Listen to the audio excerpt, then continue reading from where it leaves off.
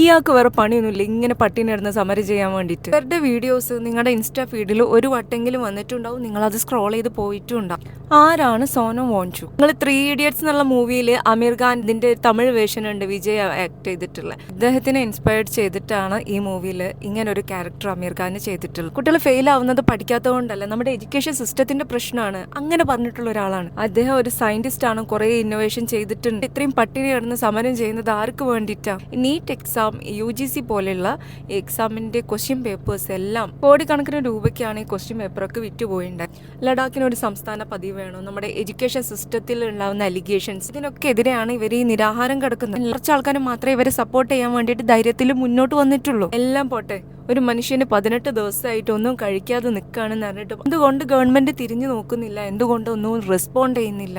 എഡ്യൂക്കേഷന്റെ വില അറിയണമെന്നുണ്ടെങ്കിൽ അതിന്റെ തലപ്പത്തിരിക്കുന്ന ആക്കും, പക്ഷെങ്കിലും അത് വേണം. ഇത്രയും വലിയ അഴിമതി നടന്നിട്ടും അത് കണ്ടുപിടിച്ചിട്ടും അത് പുറത്തിറങ്ങി പറഞ്ഞ് നടന്നിട്ടും ഒരു ഉളുപ്പില്ലാതെ ആ സീറ്റിൽ കയറി ഇരിക്കുന്നത് എങ്ങനെ?